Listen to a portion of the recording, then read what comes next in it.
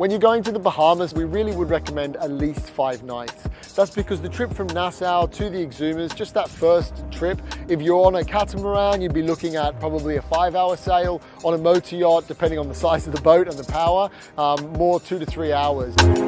And so we do try and recommend having at least 5 nights to really make the most of your time there.